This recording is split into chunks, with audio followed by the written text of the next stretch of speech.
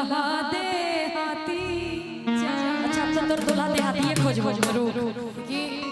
हाँ हमको वही दुल्हा दे हाथी चाहिए। देहाती तुम खोजेंगे कि बोले भोजपुरी है बलिया खाती चाहिए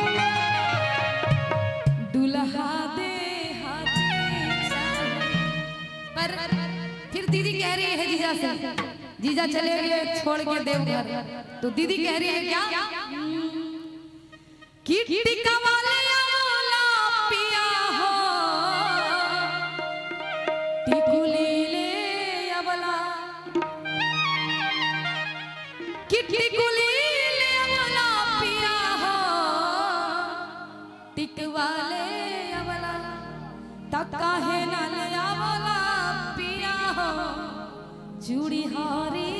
अरकी कि काहे ना ले आवला पिया हो चूड़ी हारी अरकी कैसे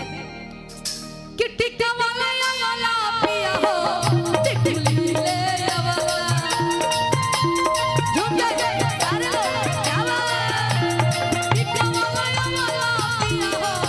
टिकली ले आवला काहे ना ले आवला पिया हो काहे ना ले आवला पिया हो चूड़ी हारी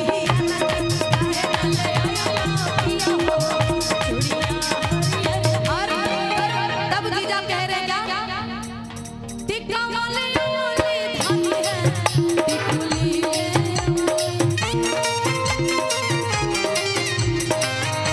टिक्का वाले वाली धानी है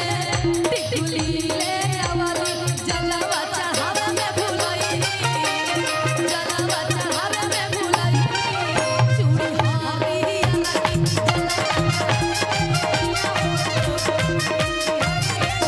जलवा चढ़ावे में भुलाई चूड़ी हारी फिर उसके बाद फिर दीदी कह रही है कि देखिए छोड़ी हटाइए दूसरा साड़ी हमारे लिए ले आइए गेरुआ कलर की साड़ी है ना। कह रही है क्या कि ना जाने हो पिया के कर नजरिया